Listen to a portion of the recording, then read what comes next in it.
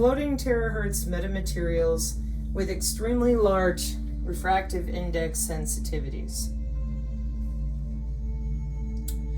From the Optica Publishing Group, in the diagnoses of severe contagious diseases such as Ebola, severe acute respiratory syndrome, and COVID-19, there is an urgent need for protein sensors with large refractive index sensitivities.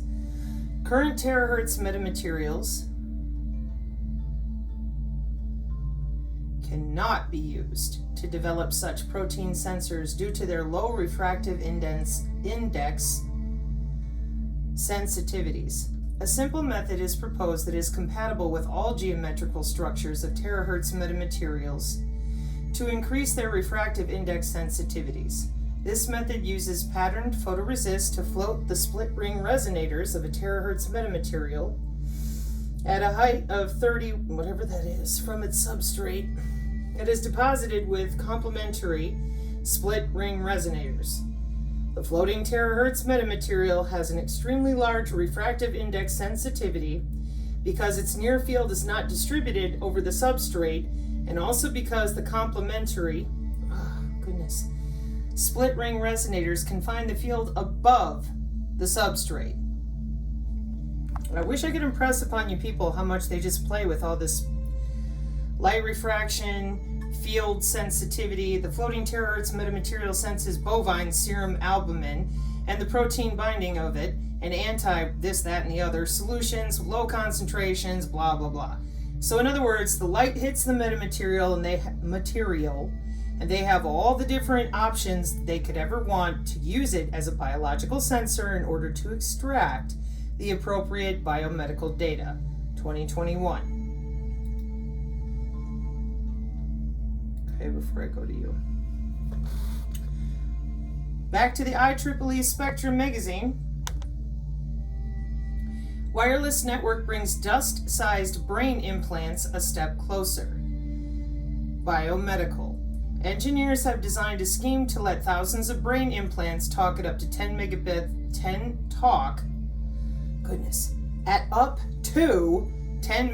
per second. 14th of May 2019.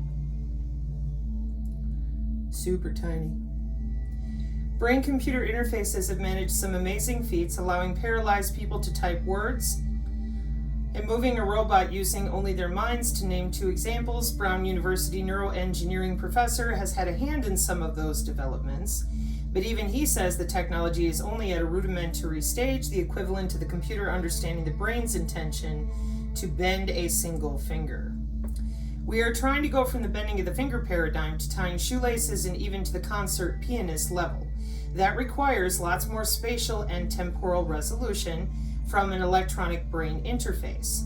His team is hoping that kind of resolution will come along with the transition from a single hardwired neural implant to 1,000 or more spec-sized neural implants that wirelessly communicate with computers outside the brain. At the IEEE Custom Integrated Circuits Conference, yeah, that's the one I'm always complaining with neuromodulation, presented the final part of a communications scheme for these implants. It allows bi-directional communication between the implants and an external device with an uplink rate of 10 megabits per second and a downlink of 1 megabit per second. We believe that we are the first group to realize wireless power transfer and megabits per second communications in a neural implant. Qualcomm Institute Circuits Lab at UC San Diego. Qualcomm's been around a long time, folks. The 0.25 square millimeter implants are called neurograins. They each consist of a chip capable of harvesting radio frequency energy. That chip powers an electrode that senses spikes of voltage from individual neurons, as well as the wireless communications. An antenna set outside of the skull provides the RF power, transmits to the implants, and receives data from them. Permitting 1,000 implants to talk at the same external antenna created some difficult downlink problems for the neurograins team to solve.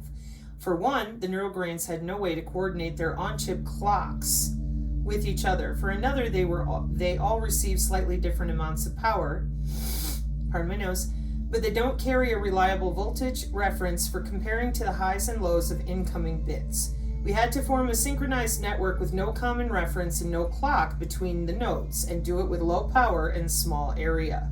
The answer came in the form of a purpose-built low-power voltage comparator in a communication scheme called amplitude shift keying with pulse width modulation. In that scheme, bits are represented as a change in amplitude in a pattern that depended on how long that change lasted.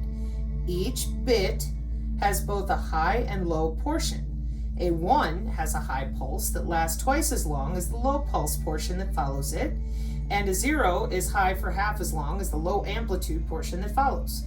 This ensures that the bits are still identifiable even though none of the neural grain's 30 megahertz clocks are synced together, and there isn't a reliable voltage reference with which to compare their signals. The team had already worked out other aspects of the communication system using the new downlink scheme. The part of the system that resides on outside of the head powers the neural grains and then address each one in series, commanding them to upload data at 10 megabits per second. Under this arrangement, 1,000 neural grain implants can all have their say in the space of 100 milliseconds. The team says that it has one remaining task: integrating the neural recording and stimulation circuitry. But even with that addition, they expect neural grains to be reduced to 1/10 of their current size, which would make implantation less invasive. Lovely. Wired. I don't know if I'll be able to read this because it usually shuts me out. I'm charging my toothbrush with wireless power over distance, and it's a trip. Nikola Tesla once dreamed of transferring electrical energy through the air. Now a company called WeCharge is beta testing a prototype. Sorry, folks. There you go. And I'm testing it in my bathroom. That's a nice shower, isn't it? For the past month or so, my electric toothbrush has been charging wirelessly, but not the way you think. My toothbrush charger is not plugged into an outlet. There are no wires or cables. The charging cradle can sit anywhere on the bathroom counter and continue to charge my toothbrush. That's because I'm beta testing a prototype from WeCharge, an Israeli company that employs infrared technology to deliver wireless power across distances of up to 30 feet. Several companies have demonstrated wireless power over distance in the past decade, but tangible products have failed to materialize. More than a century has passed since Tesla thought up the idea of transferring electrical energy through the air, so you could be forgiven for thinking it's simply not feasible or at least not profitable to implement. I've been watching this space for over 5 years and have grown increasingly skeptical. What's the date on this? October 14th, 2023. Well, that's amazing, because here they are. From transmitter to receiver, our AirCord technology provides long-range wireless power to thumb-sized receivers that can be embedded in most lifestyle and commercial devices. Oh, or maybe embedded in your head. University of California. Neural dust could treat the body from the inside. August 2016, Berkeley. Woohoo! University of California, Berkeley engineers have built the first dust-sized wireless sensors that can be implanted in the body, bringing closer the day when a Fitbit-like device could monitor internal nerves, muscles, and organs in real time. Because these batteryless sensors could also be used to stimulate nerves and muscles, the technology also opens the door to electroceuticals to treat disorders such as epilepsy or to stimulate the immune system or tamp down inflammation. The so-called neural dust, which the team implanted in the muscles and peripheral nerves of rats, is unique in the ultrasound, is used both to power and read out the measurements. Ultrasound technology is already well developed for hospital use, and ultrasound vibrations can penetrate nearly anywhere in the body, unlike radio waves, the researchers say. Light and sound. I think the long-term prospects for neural dust are not only within nerves in the brain, but much broader, said an associate professor of electrical engineering and computer science. Damn, what a shocker. And one of the study's 2 main authors. Having access to in-body telemetry has never been possible because there has been no way to put something super tiny, super deep. But now, 2016, 8 years ago, but now, 8 years ago, I can take a speck of nothing and park it next to a nerve or organ, your GI tract, or a muscle, and read out the data. Now, I gotta double check that. That says Berkeley, 2016. Don't tell the Yetis. They'll lose their minds. The sensor. Oh, damn it, there they all went, running away. 3 millimeters long and 1 by 1 millimeter in cross-section, attached to a nerve fiber in a rat. Once implanted, the battery-less sensor is powered and the data read out by ultrasound. Neuroscientist, a professor of electrical engineering and computer sciences, and member of All This Neuroscience Institute, and their colleagues will report their findings in the August 3rd issue of the journal Neuron. The sensors, which the researchers have already shrunk to a 1 millimeter cube about the size of a large grain of sand, contain a piezoelectric crystal that converts ultrasound vibrations from outside the body into electricity to power a tiny onboard transistor that is in contact with a nerve or muscle fiber. A voltage spike in the fiber, yeah, you moved, alters the circuit and the vibration of the crystal, which changes the echo detected by the ultrasound receiver, typically the same device that generates the vibrations. The slight change, called backscatter, allows them to determine the voltage. Motes sprinkled throughout the body. In their experiment, UC Berkeley team powered up the passive sensors every 100 microseconds with 6 540 nanosecond ultrasound pulses, which gave them a continual real-time readout. They coated the first generation motes 3 millimeters long, 1 millimeter high, 4/5 of a millimeter thick, with surgical grade epoxy, but they are currently building motes from biocompatible thin films which would potentially last in the body without degradation for a decade or more. While the experiments so far have involved in the peripheral nervous system and muscles, the neural dust motes could work equally well in the central nervous system and brain to control prosthetics. 8 years ago, the researchers say. Today's implantable electrodes degrade within 1 to 2 years and all connect to wires that pass through holes in the skull. Wireless sensors, dozens to 100, could be sealed in, avoiding infection and unwanted movement of the electrodes. The original goal of the Neural Dust Project was to imagine the next generation of brain-machine interfaces and to make it a viable clinical technology, said neuroscience graduate student. If a paraplegic wants to control a computer or robotic arm, you would just implant this electrode in the brain and it would essentially last a lifetime. In a paper published online in 2013, the researchers estimated they could shrink the sensors down to a cube 50 microns on a side and about 0.02 of an inch or half the width of a human hair. At that side, the motes could nestle up to just a few nerve axons and continually record their electrical activity. Biological to digital and digital to biological. The beauty is that now the sensors are small enough to have a good application in the peripheral nervous system for bladder control, appetite suppression, for example. The technology is not really there yet to get the 50 micron target size, which we would need for the brain and central nervous system. Once it's clinically proven, however, neural dust will just replace wire electrodes. Once it's clinically proven 8 years ago, neural dust. I don't believe it. Geoengineering? Well, you don't have to. These are MEMS, micro electromechanical systems. See other videos. Well done again. So the technology is not really there yet 8 years ago, but which we would need for the brain and central nervous system. But once it's clinically proven, neural dust will just replace wire electrodes. This time, once you close up the brain, you're all done. The team is working now to miniaturize the device further, find more biocompatible materials, and improve the surface transceiver that sends and receives the ultrasounds, ideally using beam steering technology. What did I just say? Steering your smart dust around, it's a wearable. Damn, I'm wearing a gray shirt today. I suppose I should try to accessorize with my air molecules. Because everybody's thinking that when you say it's a wearable. Can you get your smart dust off of me? No. Okay then. The team is working now to miniaturize the device further, find more biocompatible materials, and improve the surface transceiver that sends and receives ultrasound, ideally using beam steering technology to focus the sound waves on individual air molecule smart dust motes. They are now building little backpacks. Oh my goodness. Crystal, quit laughing. Okay. So we're going to put a backpack on the rat. Why can't you just stop and leave that poor rat alone? Is that not what we're all thinking? Oh my goodness.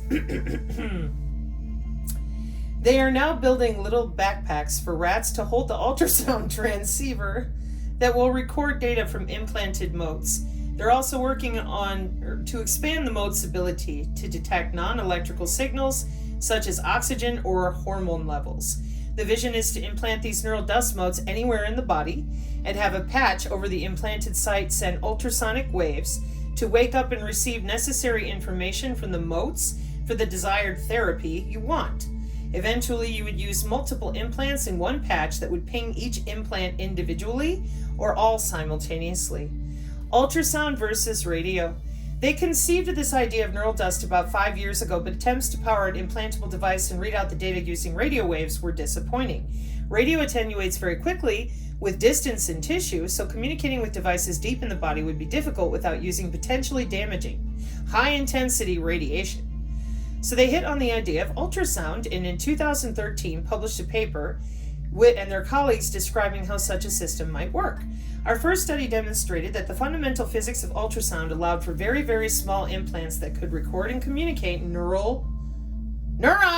Hello? You can't read my mind. Okay, come on. Neurons are body-wide. You have more in your heart than in your brain. Neural data. Ultrasound is much more efficient when you are targeting devices that are on the millimeter scale or smaller and that are embedded deep in the body.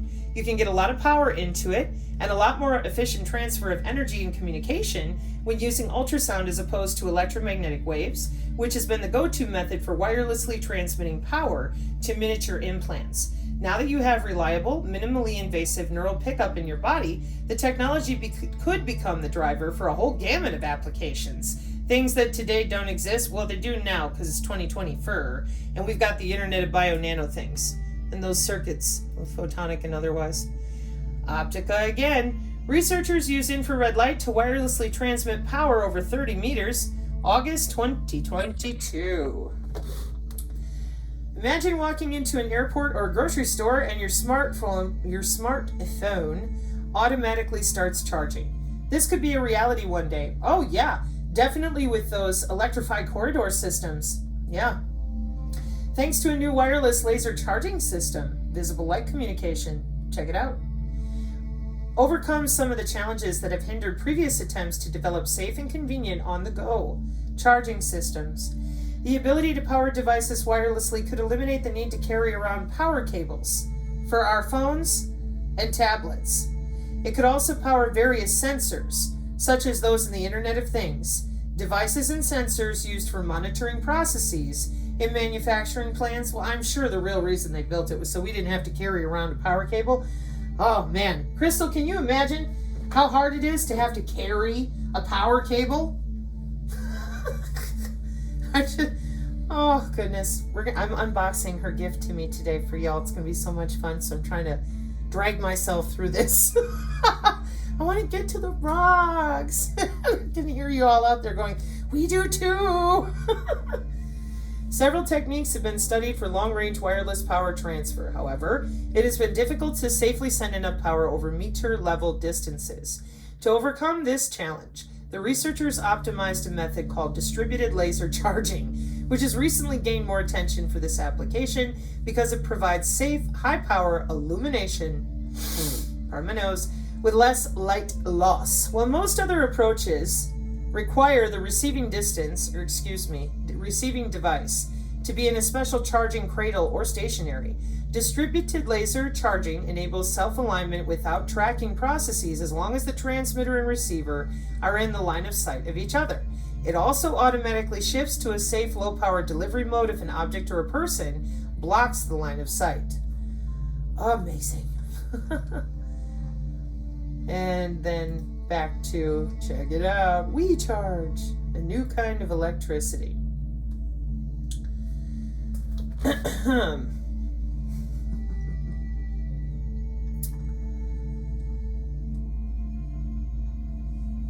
Future of connected living, shift 1, networked reality.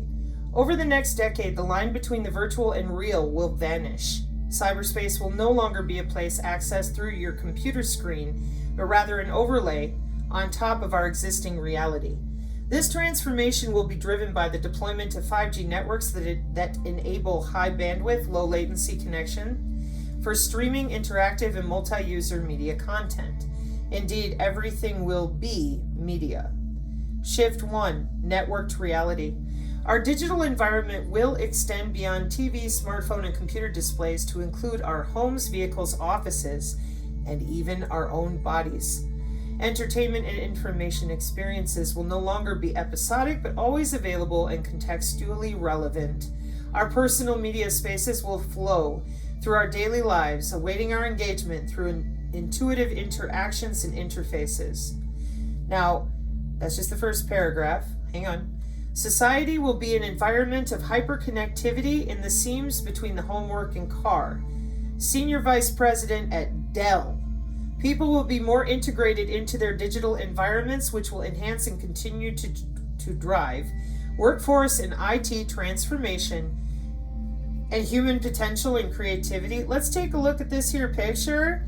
Looks like you got a headset on because you're not allowed to actually interact with people, books, pens, paper. You're virtual all the time, and you're so worried about missing a text message. That's why you got to be uber connected? Yeah. Did they grow up this way? Yeah. Are those the people out there making this stuff? Yeah. Do they want to sit in their bathtub in a diaper forever? Yep. And upload to the cloud to live forever? Yeah. Oh, okay then. The real world will become clickable. I didn't write that, they did.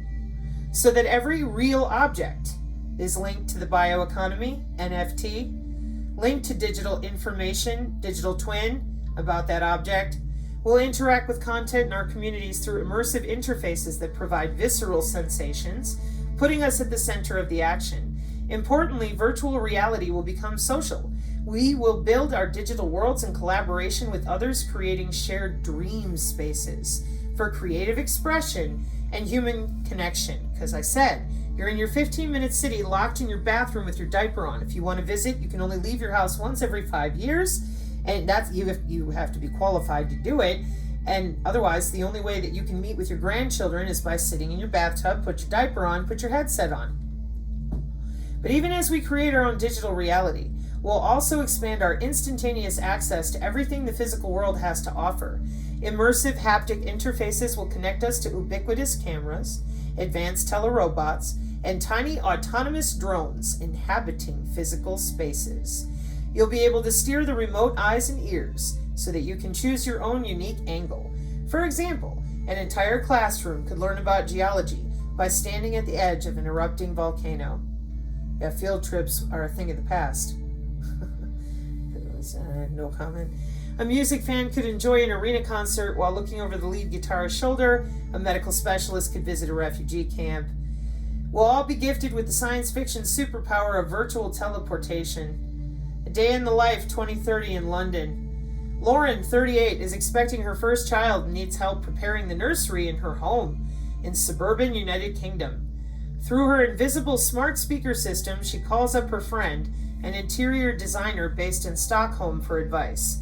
Lauren beams her up on her bare nursery walls through an augmented reality interface so they can see each other face to face, and Pia can access the room. With a couple of clicks, she pulls up pictures of furniture to share with Lauren on a holographic display. Together, they browse the furniture in 3 dimensions, moving it with waves of their hands. Even though she is thousands of miles away, Pia floats each piece of virtual furniture at full scale in the empty room, and together they get a feel for the space. Then Lauren calls for her husband away on a business trip to see their design and get his buy-in. He's actually still on a plane and sees the scene in augmented reality on his seatback tray table. With a few more clicks, Lauren and Pia place the furniture orders. 2 hours later, an autonomous delivery truck pulls into the driveway and workhorse robots cart the furniture inside. Signal of change. BraveMind is a virtual reality tool for assessing and treating PTSD. Developed at USC Institute for Creative Technologies, the system enables clinicians to gradually expose patients to the traumatic event in a safe, controlled setting so they can process the emotions and experiences associated with the trauma. In the Dell Technologies Advanced and Born survey, 56% to 4,600 global business leaders said they would welcome day-to-day immersion in virtual and augmented realities. Again, what did I just tell you a minute ago? Toyota's T-HR3, a 1.5 meter tall humanoid robot to demonstrate the possibility of friendly and helpful robots that coexist with humans and assist them in their daily lives. So, I scrolled through a bunch of this to discern where to read to you. Future of Connected Living, Augmented Humans and a Networked World. Institute for the Future, Dell. Yeah, I know, you were expecting the Illuminati blog again, weren't you? I bet you were.